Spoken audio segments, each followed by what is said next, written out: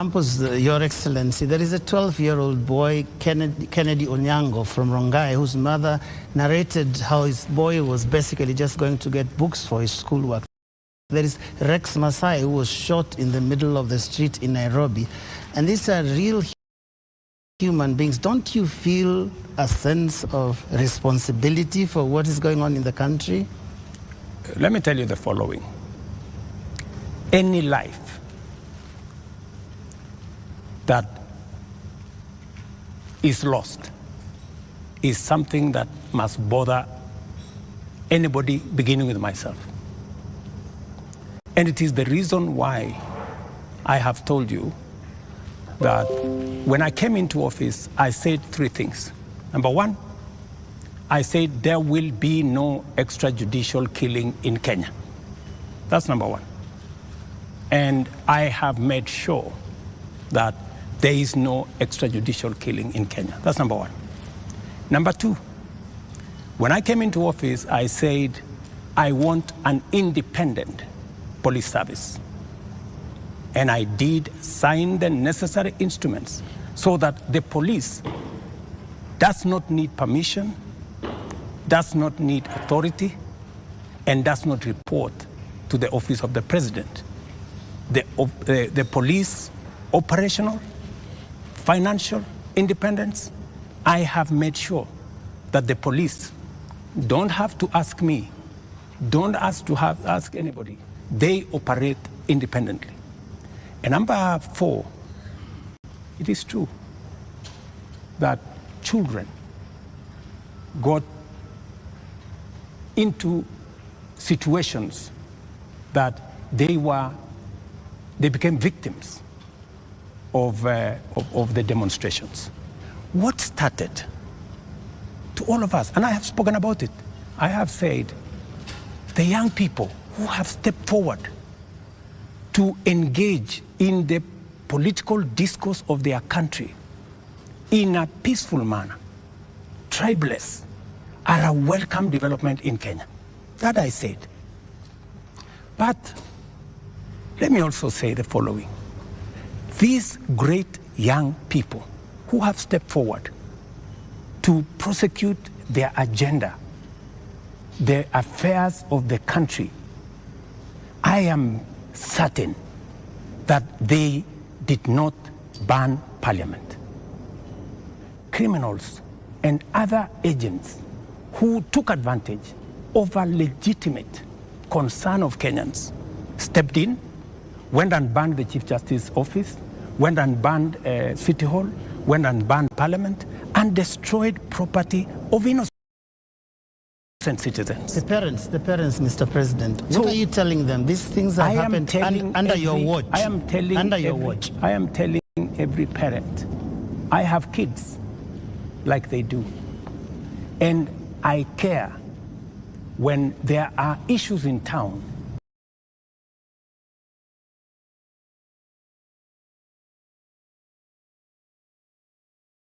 where criminals can take advantage of situations and create a situation where the police have to use rubber bullets, the police have to use live bullets in some cases, because that is what an independent police service has to do. And I am sure the police have a record and have an explanation for every incident that they were engaged in. And here is the incident, Mr. President. Here is the incident, Mr. President. This boy, 12-year-old, took 8 bullets into the body of a 12-year-old boy. What would you tell the mother of that boy? That boy is alive, right? No, it's not. Kennedy Onyango died. He's died. So he's the one who died? Yes. So you're not talking about the person who was shot with rubber bullets? No. No. Yeah? Shot with bullets 8 times. Let me tell you. Yeah. In Ngong, this is the situation in Ngong, right? In Ngong, there was an incident where the police were overpowered by criminals. They took firearm from the police. They used that firearm against people. And one policeman had to shoot this fellow who had hijacked a gun from a policeman so that not to endanger the lives of more citizens. It is among the 3 people. One of the criminals is among the 3 people who was shot by the police after they overpowered the police and took the bullet and took the gun from the police and used it against innocent citizens. I cannot confirm to you that this is not the man that shot the child, but investigations are going on and we will get to the bottom of it. Mr. President, I am telling the mother of this young person that I, as president, will make sure that finally I will give her an explanation of what really happened and make sure that we bring this to a situation where, like her, like myself who have children, she too her child can be accounted for. Mr. President, the Kenya National Commission on Human Rights is the one that has accounted for 24 bodies lying in morgues. And those bodies, the records show that these people either died in hospital and while undergoing treatment for gunshot wounds, or they ended up in the morgue in the last 2 weeks with gunshot wounds. 24. These 24, Mr. President, are you saying that the security agencies have told you that these 24 were criminals, that these 24 were armed, they were posing a danger to the police officers, and that is what necessitated the police to use live bullets on them? Because the circumstances for the police officer to use a live bullet is clear, even in their own code of operations. It is when the life of that police officer is in danger, or when somebody else's life is clearly in danger, and the person who's endangering that person is armed. Were the 24 armed? Did they pose a danger, a direct threat to the police? 2 things. The same Kenya Human Rights Commission. Kenya National Commission. Kenya National Commission. The government agency. Yeah, the government agency. Yes. Told the nation that there was a massacre in Githurai and 20 people were killed in Githurai. Were 20 people killed in Githurai? Really? The Kenya National Commission on Human Rights does not have records of 20 people killed. No, but that's their statement. It is a statement that is public, you know? So the same Kenya Human Rights, Kenya Commission, Human Rights, National Human Rights Commission told them a blatant fake news falsehood. That are you saying this, a massacre. This 24 is also... Let me, you ask me a question. Allow me to answer. Yes. That's what they told the country. So an organization that can tell the country without verifying that there was a massacre in Githurai. In fact, BBC, on that account, went to investigate in Githurai. And of course, you have read, BBC has said there was no massacre in Githurai. Mr. President, there was one person who was shot by the police. Let me answer. Yep. So, an organization that is as reckless as to say there was a massacre when there was none, now is telling us there are 24, the police are saying 19. We will find out where the numbers are. Okay. But that is the credibility of the organization that you are telling. Mr. President, that may well be. Let me also... My question, just on that issue, so that Eric can follow up. The people who died... Yeah, that's where I'm coming. Were they a danger to the police? That's where I'm coming. Are they the criminals that you're talking about? Let me tell you 2 things. There will be an investigation on how these 19 Kenyans died.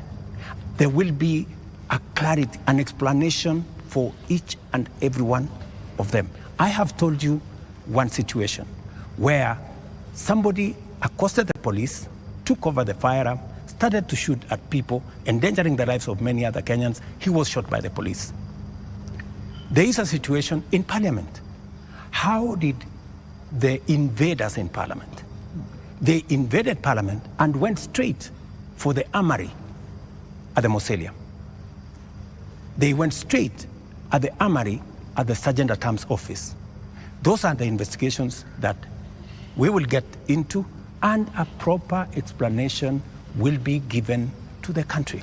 Are weapons lost? What I am saying... Are the weapons at the armories and the mausoleum and inside Parliament? Are they recorded as missing? That is why there will be an investigation of how these armories were attacked, and how did these people know that there was an armory in Parliament? Mr. President, you may not believe the Kenya National Commission on Human Rights, but surely you would believe your own deputy, who has said there's been a return to extrajudicial killings and abductions, contrary to what you and him promised the people of Kenya. Let me tell you, I am the president, and I speak for the government of Kenya, right? I made 3 commitments. That I will make sure the police is independent. And I did that on my first day in office. Number 2, I said there will be no extrajudicial killing in Kenya.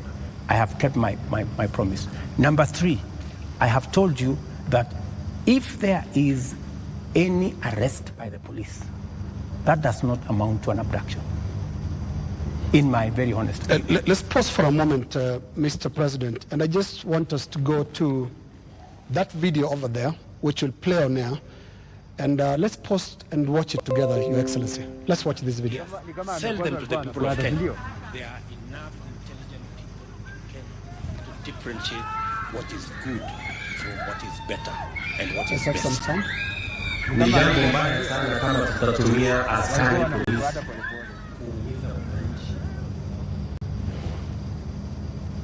wako na maoni tofauti ya kisiasa. And waeleze ya kwamba these people don't understand the damage they are doing to the people and the economy of Kenya. All right. Yeah, yes, the video in contention here was recorded earlier today. Yes. That of former MP Alfred Keter being abducted in broad daylight. Mr. President, before you even talk about the entire incident, the children were screaming, and a sound that we believe belongs to the wife was also heard, screaming in distress. How does that make you feel? 3 things. I have told you, I made a deliberate decision to make sure that the police operate independently. That's number 1. Number 2, I have told you, if the police summon Linus Kaikai and to go to the police, are the police not entitled to come and look for you? When the police come to arrest you after they have summoned you and you didn't show up, is that an abduction? So let's have this as a confirmation. No, I'm just asking you. Let's have this as a confirmation, Your Excellency, that Alfred Keter was summoned by police. He refused to the police have respond to issued the a summons. statement. I would suggest, instead of us having a back and forth, the police have released a statement. Can you check what the police have released, the statement? And you still not answered my question. Which the was? wife and children screaming that way. I mean, How do you feel, Your Excellency? I mean, my friend, every child, every mother feels the same when their parent is under attack. I mean, that is what it is. But let me ask you, what about the children? What about the children of those who have lost their lives because of the criminality of others? When their parent is under attack. We just need to be a country of the rule of law. But let me ask you, impunity cuts both ways. What about those who respect the law must be protected by the law? Those who do not respect the law must face the full force of the law. That's how it operates. That's how we will have a society. Here is the same way we must condemn excessive use of police powers. But we must equally deal firmly and decisively with criminals who put the lives of other Kenyans in danger, destroy property of hard-earned earnings. There are many people, Linus, in this demonstration that have lost livelihoods, that today their children are crying. Today their wives are in tears because they don't know how to face tomorrow. Mr. President, their businesses have been wiped out. Yeah. Their incomes have been destroyed. I have just told you 2.4 billion shillings worth of business has been destroyed. And today, as I talk to you this evening, there are families who have tears. There are families who do not know how to face tomorrow. And I've asked you very specifically, President, how do you feel about those tears, especially those who have been killed by police bullets? It is horrible. It is horrible. When you find a situation where people are grieving, whether they are grieving because their parents have been arrested, or they are grieving because their hard-earned earnings of many years, monies there, I have on my phone, people who are saying, I borrowed money. My whole loan has been wiped out. My whole barbershop has been destroyed. My whole hardware has been looted and burnt. And they are in tears. So I must equally work with the police to protect all these citizens. And it cuts both ways, Linus. It cuts both ways. Using the rule of law. Absolutely. Let me take you to just step by step. Absolutely, the rule of law. The rule of law says. The rule of law requires the police to investigate a matter, to, when they have sufficient evidence, present that to the ODPP, takes people who are culpable to court. That's the journey in the rule of law, Mr. President. In the case of 39 people who have been abducted, and the abduction here, we're using it deliberately because of the manner in which the people have been arrested, like we've seen in the case of Alfred Keter.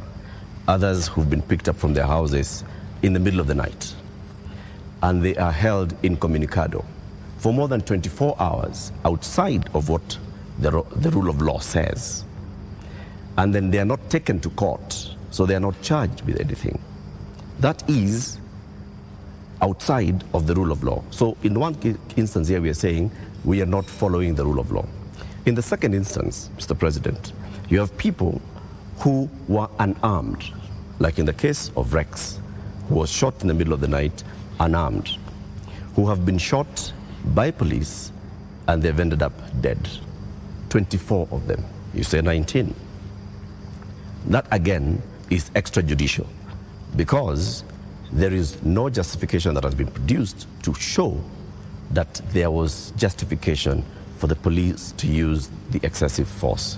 So basically we are showing examples where the rule of law, which you promised to uphold, which you also set and said, this is what the police has been doing. And you said, Mr. President, as you took office, that the problems with the police service also are going to the top, the leadership of the police service. And you promised the people of Kenya that you're going to hold the police to account outside of the rule of law and accountability, which comes to your desk. Are you holding the police accountable for 39 people abducted, for 24 people killed, for 627 people arrested and not charged, for 431 people injured by live bullets, rubber bullets, tear gas canisters, police batons? Latiff, as I have told you, we must operate within the parameters of the rule of law. And I agree with you.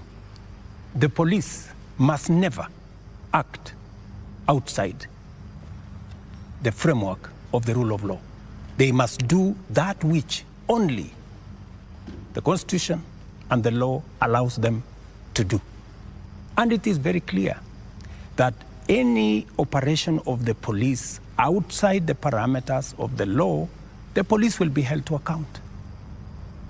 Whether it is holding citizens beyond the stipulated time, but I must be thoroughly clear to you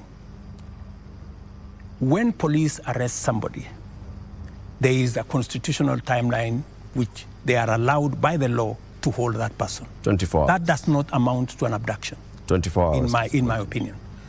A case in point is what has just been said here about what happened earlier today. And you guys clearly said in this conference that it was an abduction. I mean, it's just clear now that it is not an abduction. They are not this is an arrest. And the police have come forward to say, this is the situation, we have arrested this person, and it is just good for us to all of us follow the law. And I agree with you, the police must act within the law. But let me ask you one question also, Latiff. I have never, in this conversation, which is now 20 minutes in, are you guys bothered about the fact that Parliament was burnt? Are you guys concerned that millions of businesses of Kenyans, hardworking Kenyans, we are, were destroyed? How do you feel? But it all happened. How do you feel? It all happened under your watch, Mr. President. No, but this is at the why end of we the are saying, day, this is why we are saying you sought to keep us safe. We must be even. You know, we must be even. The police have a difficult job. They have to make sure the peaceful demonstrators are protected. But they also must make sure that the criminals, and when you say criminals, you know, when I said the other day criminals, many people took offense that I was calling the demonstrators criminals. That's not. Families of the dead, Your that is not. That's a lot of offense. Family of Rex. Rex was killed in a week when the protesters were very peaceful. The first week of these protests were peaceful. We saw protesters carrying Placards and water bottles. Rex was killed on his way out of work. Let me. How do you feel? I mean, let me tell you when they hear you say criminals. I mean, are you telling me Rex is the one who burned Parliament? But Rex died without breaking anything. No, I'm just telling you. He died Rex before. There are criminals who infiltrated and caused mayhem. And in fact, some of the criminals are actually harmed. They actually harmed the peaceful protesters. Many of the peaceful protesters, they lost phones. They were attacked. In fact, some of the peaceful protesters were attacked by criminals, including a clear example of the one I have explained to you, that they overpowered the police, took the gun from the police, and started shooting innocent people. So we must deal with this situation globally. Mr. President, I feel for Rex and the mother. This should not happen to any child in Kenya, especially when they are engaged in a peaceful demonstration. Mr. President, the concern I've heard from the young people, because I've been speaking to a lot of them, and they said they haven't heard you. In the two statements, actually there are more now because you have spoken in other settings apart from the two addresses you gave. They haven't heard you address them. They haven't heard you talk to these parents. They haven't heard you acknowledge that there were people who were shot by police in circumstances that did not warrant that. Are you saying you haven't seen anything that bothers you about how police responded to these protests? I am very, and I have, and in my first statement, I clearly said that innocent lives were lost. In my second statement, I said the same. There were innocent lives lost. But also equally, as a person who is responsible, I must think about those who are suffering because they were innocent, but I must also be concerned about those who are suffering because criminals cause them immense harm. And that is the balance that I need to be able to lead a country. I must protect everybody. I must protect the protesters, and I must be concerned about their lives. I must also protect innocent people who become victims of criminals who take advantage of a peaceful, democratic process that goes on in our country. Do you feel that you protected all those people in the last couple of days, whether it is people who have businesses, whether it is Parliament, whether it is the people who lost their children? I did my best. If I hadn't done what I did, things would have been much worse. In fact, many people ask me, Mr. President, why did you call in the army? I mean, what choice did I have? I mean, it would have been very reckless of me in the face of the kind of harm people had gone through, the 19 lives that were already lost, in the face of a burning Chief Justice office, Parliament, and the rest of it. I mean, it would have been very reckless of me not to mobilize every arm of government and every arm of our security agencies to protect the country and to protect lives. You acted as Commander-in-Chief.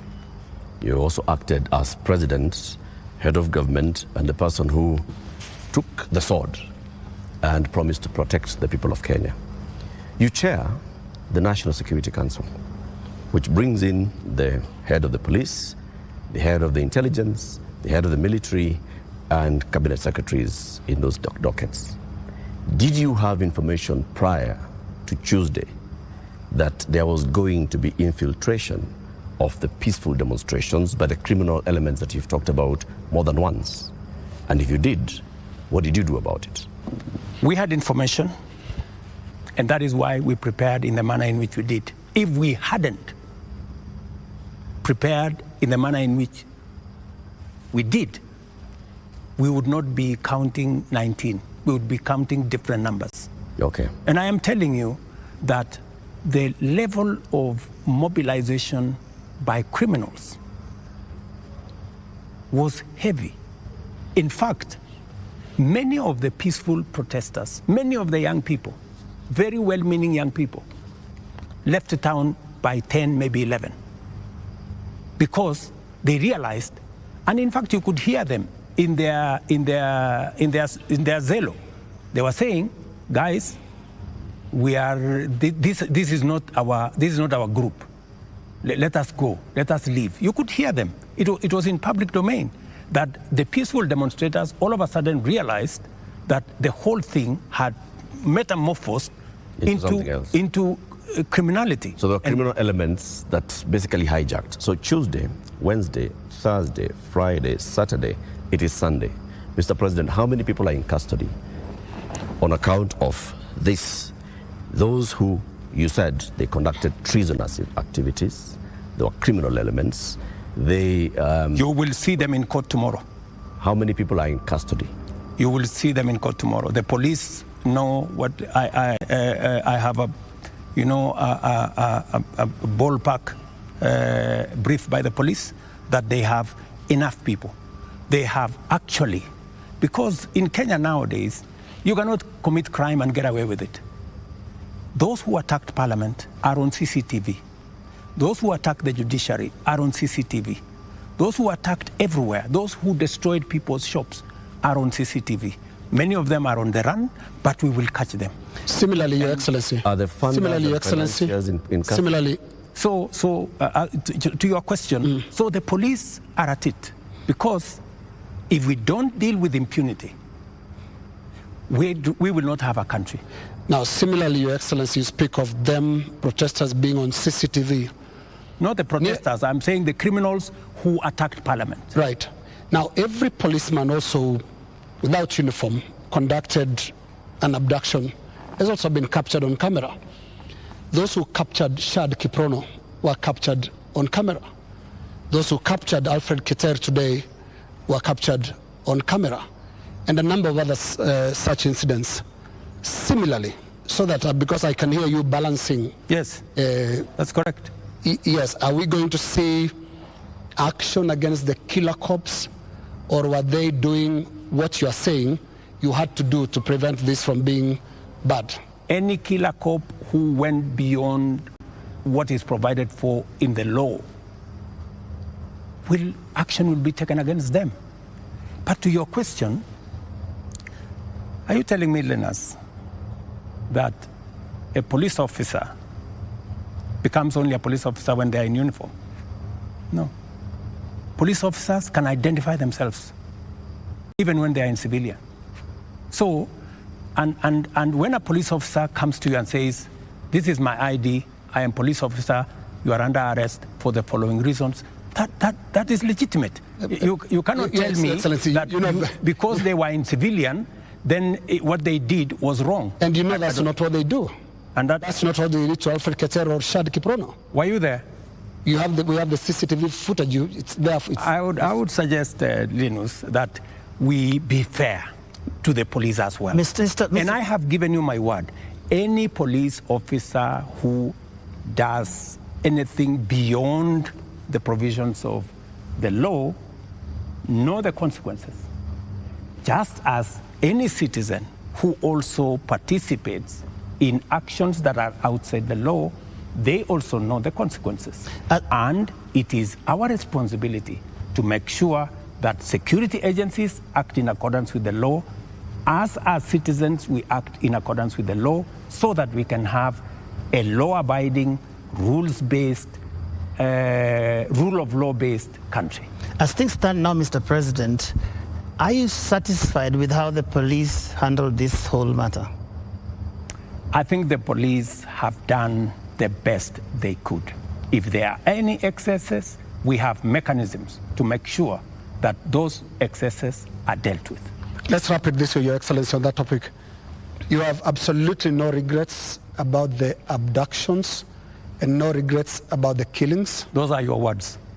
Those are not mine. They're also your deputy's words. Don't put words in my mouth. They're also your deputy's words, and he's part of your government, because it's so scary, Mr. President, sitting there and telling the whole country that from this moment on, we should not believe what your deputy tells us about the state of the nation until you speak. Yet we all thought that you're part of the same government. Don't inject my deputy into this conversation. I think it is not fair, since he's not here, to tell you in what context he said whatever he said. I think it is not proper to discuss the deputy president here, and he's my deputy. Please let me deal. But have you asked him that you had a press conference? With the issues as they are now, I think being personal and going that direction does not help. I wish this was personal, Mr. President, but it's a really serious national issue that right after you spoke, your deputy told the whole world that he was informing us that extrajudicial killings and abductions had returned to this government that he's part of. How surely can that be personal, Mr. President? I am sure that if you interview the deputy president, he will answer that appropriately. You haven't asked him? You can take it from me that extrajudicial killing will not be part of an administration that I run. I can say that without fear of contradiction. Yes, in the interest of moving this conversation forward, Your Excellency, I want us to look into the last 2 extraordinary weeks that this country has had. Protests that you called tribeless and some of your aides call leaderless. But protests that are led by young people who are unhappy with how you've run this country for the last just under 2 years now. But the question they have as they look at you and watch as you speak today, Your Excellency, do you get it? I get it. Let me tell you, my good friend Linus. What we are facing today is not a product of 2 years. What we are facing today is we've had a problem, a youth bulge, Mr. Speaker, a demographic the Internegram challenge as a nation, which we have ignored for very long. For the first time, I have decided that I am going to be deliberate, I am going to be intentional on tackling the challenge of young people and unemployment in Kenya. First time, there is an administration that thinks about the young people. Let me give you 3 examples. Did not happen in the last 2 weeks. They were not born when I became president. They were not jobless when I became, they did not become jobless when I became president. But I want us to... These are young people who over the years, we have close to 4.5 million young people who are out of school out of college with degrees, certificates, diplomas, without jobs. And that is why I have done 4 things. Number 1, when I pushed the housing program, it was not about the houses, it was about the jobs. Today, as I talk to you, Linus, we have 160,000 young people working in different parts of Kenya under our housing program. In Mukuru, here in Nairobi, and I challenge you, Linus, to go there tomorrow, there are close to 4,000 young people working who are jobless. Number 2, I have a whole program on digital jobs. I was in Ruto now, with the MP for... just allow me. Allow me to interrupt you. No, allow me. There are risks on both ends of this interview. No, you told me about Your Excellency the young people. Talk about the last 2 weeks. The young people are saying, you don't get it. You don't understand what they're talking about. Now, what is the trigger here? They're saying there was this conversation about the finance bill that your government, until the other day, could not listen to anybody. It's not about the housing project, it's about listening. They are saying yours is not a listening presidency, and yours is not a listening government. How best can I listen to the young people of Kenya if I am not addressing their issues? And that is why I want to tell you, Linus, these young people, what is their biggest issue? They have talents. They have gone to school. They have no jobs. That is the problem. And I am addressing those issues. Housing is one of them. Digital jobs is another. I was in Ruto with Simon Kingara, the MP for Ruto, launching an ICT hub that is actually hiring already 5,000 young people. Our whole plan, including what was in the finance bill, was to increase CDF by 10 billion shillings to roll out ICT hubs in every ward in the Republic of Kenya, so that we can hire young people, train them, put them on digital jobs. I have a third program on export of labor. Mr. President. I have a fourth program on manufacturing, to be able to create more opportunities for the young people of our country. And we want to inform you, they're no longer just talking about things that can be done to them as a demographic. They are looking at the big picture. Finance bill brought them out. And when did they come in? They came in after all public participation forums were not listened to. Kenya Association of Manufacturers spoke to the parliamentary committee, same thing, and said this is a bad bill. Association of Insurance spoke to the parliamentary team, this is a bad bill. We had a big conversation on national television, this is a bad bill. You did not listen. You had a meeting here with your UDA MPs and at some point told them to pass it as it is. And until the last week, that was the first Tuesday when the protests were there, when now you offered to some amendments. They're saying you're just not listening, and it's not about them, it's about the big picture issues, and we'll come to them, including the question of corruption, which is not really a youth thing. Indeed, Mr. And just to add on to that, Mr. President, respectfully, Mr. President, I just want to come in your analysis. I just want to add on to that, Mr. Because I want to add on to because let me just finish it. It's the same question. It's the same question. Mr. President, if you went into all the X spaces where the youth are speaking, if you looked at the demonstrations and what they were saying, the placards they are carrying, none of them has talked about we don't have jobs. None of them have talked about the housing jobs are not enough for us. None of them have talked anything about what you have mentioned. So it's not that they are not seeing about the jobs. It is beyond that, Mr. President. And respectfully, I want to put it to you that you're not hearing what they're saying. In fact, they only had after the protests, after all those things you described, that's the time that you came and said, let me tell you the following. The rejection of the finance bill, and this goes to what Linus has said, that we didn't hear anything. Let me tell you, the process of a finance bill, in fact, many people believe in Kenya that the finance bill is an invention of William Ruto. It is not an invention of William Ruto. The finance bill is an instrument that has been with us ever since independence. Only that we have made it much more transparent. Only that we have brought out more to the public. And that is why there is greater interrogation of what government is doing, especially after the new constitution that made public participation not a sterile provision of the constitution, but public participation to be an integral part of lawmaking, an integral part of managing the country.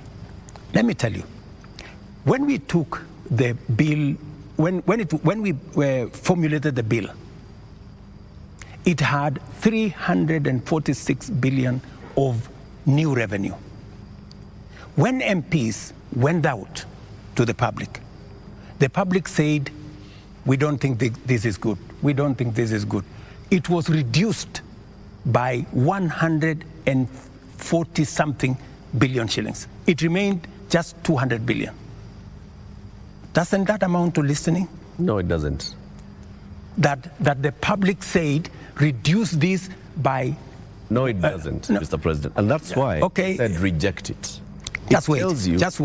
No, we are talking about listening. Yeah. Just relax. We're talking about listening, okay? So the public said, reduce this by 146. We sat down, we cut down the areas, we reduced it to 200. What went into the space was the people who wanted to mislead the public, to say, oh, you see, in fact, everything you have been told is still there. This was not removed. These people are not listening. These people are not listening. And let me tell you, my good friend Latiff, we have dropped the finance bill. Yeah? What does that mean?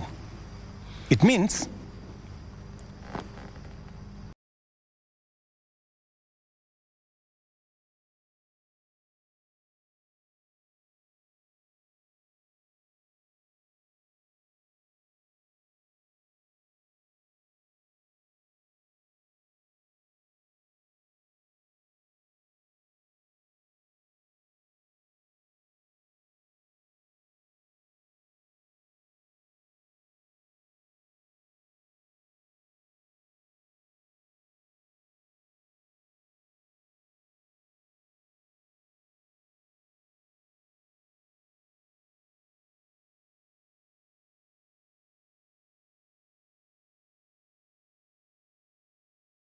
bill, but it has huge consequences. It means we will 1,000 of them. It means we cannot support our farmers with 2 billion shillings for us to make sure that farmers get a fair return of 50 shillings per kilogram, per kilo of their milk. It means we cannot sort out the coffee debts. It means we cannot support the cherry fund. It means we cannot sort out the debts of farmers in Mumias. It also means that we will continue to import potatoes from Europe when we have potatoes in his village. You just told me in Kimana. We have potatoes in Nyandarua. We have onions all over the place. That may well be. I think the problem has been, these are people who are saying they haven't been listened to. You only listened because you said on that night, on that Wednesday night, that is the moment you said that you had realized, Mr. President, that Kenyans did not want anything to do with that bill. And one would wonder, how can that be, Mr. President? And you have had all these presentations, demonstrations, and sadly, loss of lives for you to come to a point where you'd realize what your people, the people that voted for you, are saying. That, I think, is what the young people are asking. Let me tell you, Joe, members of parliament are representatives of the people, elected. They are not fools and they are not mad. And I want to say, one day, Kenya will know that the MPs who voted yes are the true heroes of Kenya. Those are the people who saw the opportunity for us to unchain our country from debt trap and take our country to the future. let me tell you, Joe, and I want to say this to the people of Kenya, that my plan was to make sure that in the next 3 years, maximum 4 years, we have a balanced budget, where Kenya is not the country where we are today. Let me tell you, gentlemen, and I want to tell the people of Kenya the following. We are in a very difficult financial position. This is something that the people of Kenya must understand, and that is why I am happy that we have a crisis.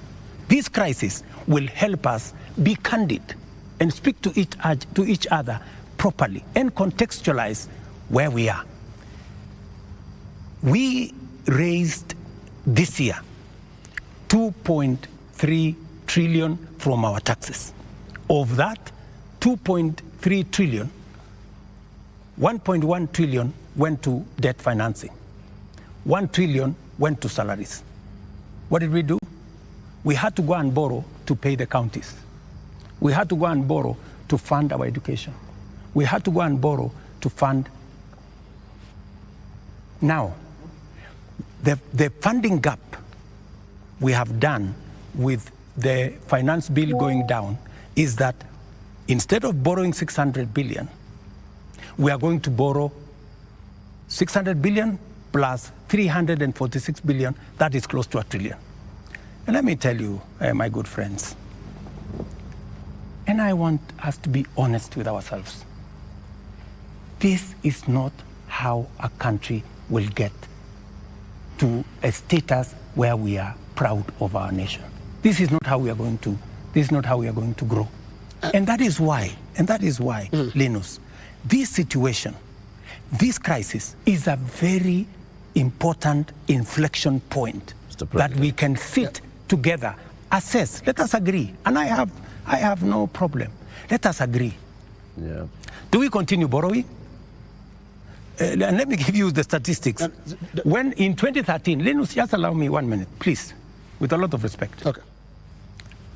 In 2013, the debt stock of Kenya was 1.8 trillion. For 10 years, that increased 5 times to 11 trillion, 10 point something trillion. We built a lot of roads. We connected a lot of electricity. We did many things in 10 years. But we were doing it on debt. Today, we don't have the luxury to borrow because we have reached the limit. And today, let me finish. Today, all the money we borrowed from 2013 is maturing. That is why the biggest challenge that we have as a nation is that we are spending 1.1 trillion every year of taxes we collect from ordinary Kenyans to pay debt, and not the whole debt. That's interest alone. Yeah. Interest principal comes to 1.8 trillion this year. So, my good friends, and yet you want to tell me, William Ruto, don't collect domestic taxes. Go borrow more money. No, Mr. President. That's not what they're saying, President. And what is the alternative? Yeah, and I just wanted to come to one. No, what is the alternative? Just help me there. Yeah. Because there are only two things you can do. Either you raise money from taxes or you borrow, period. Yes. There is no magic here. There are Kenyans, Your Excellency, right now who do not listen to all that. Yes. They are not interested in that. That's okay, but that's the reality. But I need if you are not, if you do not want to listen to reality. Your Excellency, hang on, Your Excellency, because I need you to address a very important issue here, and that is one of a trust deficit. There are Kenyans who watch you, Your Excellency, and I don't know whether you are aware that they don't trust what you say. They don't believe what you say. For example, there are a lot of Kenyans increasingly don't associate the truth with you. That is your assessment because you have never associated the truth with me from the beginning. No, there's quite a number of Kenyans. No, I mean, that is your assessment. We asked people before we came here. That's the assessment. Yeah. And many of those that responded to me directly and to even our platforms on KTN News, on Spice FM, on NTV, on Citizen, And we're asking them, what question should we ask the president this evening? And the one thing that many of them were saying is, when will he stop lying? So it's not Linus. Can he tell us the truth this time? Let me say the following. I told the people of Kenya that I would reduce the prices of fertilizer from 7,000 to 2,500. I don't know how that is a lie, because they buy it at 2,500. Okay. I told the people of Kenya we're going to have a housing program. A housing program is underway in Kenya. I can tell you, Linus, that whether you believe me or not, facts will not change. Yeah, and facts are not changed by who says it. And allow me to step back a bit, Your Excellency. And facts are very stubborn. Allow me to step back a bit. Yes. And what I'll do is we'll play clips, just a little combination of clips of yourself speaking not too long ago, and I want us to listen to that. I'll stand out of the way because you said it's me that doesn't share the truth with you, and I would like you to respond to yourself, to the clips that we are going to play. But you see, Linus. Let's watch that, Your Excellency. I think, Linus, yeah. You don't bring clips that are in a biased way. You know, you select maybe something that has not happened. No. Can you be fair and select clips across the board? What I said and has been done, and what I said and maybe has not been done. So let's watch that. Maybe you can watch that. Yeah. These people don't understand the damage they are doing to the people and the economy of Kenya. Kwa hii taxes wanaongeza usiku na mchana. Na mimi nataka niwaulize watu wa hapa Manga, tafadhali, mkiona tumesimama hapa mbele yenu, tunawaambia kwamba tutengeneze hiyo serikali inakuja ambayo inaelewa lugha ya mwananchi wa kawaida. If you have good ideas, why do you need a police? Why do you need blackmail? Why do you need intimidation? If you have better ideas, sell them to the people of Kenya. There are enough intelligent people in Kenya to differentiate what is good from what is better and what is best. Ni jambo baya sana kama tutatumia askari polisi kuumiza wananchi wasio na hatia, eti kwa sababu wako na maoni tofauti ya kisiasa. I agree with that. It is not fair to use the police to harass citizens who have a contrary opinion. And that is perfect. That's what they're accusing you of. I still believe that. That's what they're accusing you of. But you don't tell me that... What is the problem with Alfred Keter? Yeah. Alfred Keter, no, it's not a contrary opinion. I mean, the police have said why they arrested him. It is not because of me. I didn't give any instructions. I didn't even know what was going on. Let me tell you, Linus, I am a very clear-minded person on what I say. When it is the police, I have said, many of the people who opposed me, many of the people who were very scared about what I would do when I become president, even the people who did worse things against me, I have never gone after them because I don't believe in settling political scores using the power of state or using the police. Let me also say the following. When I talked about the taxes that I was on the campaign trail, yes. I was addressing in the campaign trail, it was very obvious that when at that time we were in subsidies, that did not make sense. It is because I removed the subsidies and I changed and put production support. That is why today the price of unga has come down from 240 to 100, because I changed the model. I changed the configuration, and it is giving us results. But are you aware, Mr. President, that the thing, perhaps apart from now the police brutality that people associate you the most, is the issue of taxes? I'm sure you know the name they call you. You've actually talked about it even yourself. This guy that they want to come down. Let me tell you, my good brother, Ageyo. When I came into office, and I assessed the situation, and it was no longer possible for us to borrow money to the people of Kenya. I had to tell them, we have two options, right? And even as we imposed taxes, we explained, we made sure that there was adequate, elaborate public participation on what it is that we were trying to achieve. And let me tell you the following. I have done the best that I could globally. Today, our country has tremendous respect from many quarters globally because of what I have done. I have raised the profile of our country. Today, I was in Narok, and the tourism numbers in 2022, 1 million tourists. In 2023, last year, 2 million tourists. This year, by God's grace, we will get to 2.7 million tourists because of the profile that I have done for the country. I know somebody will say that, that there is no truth in that, but call the tourism sector. They will tell you themselves that all hotels in Kenya today are operating 80% upwards, which is a new phenomenon in Kenya. I will also tell you that the international community have developed enormous confidence in Kenya. I see people who are saying, why did William Ruto go to China? Why did William Ruto go to Europe? Why did William Ruto go to America? Let me just tell you the following. When I went to China, we got money to be able to put equipment in 70 of our technical training colleges. Today, the contract has been signed, the equipment is being manufactured.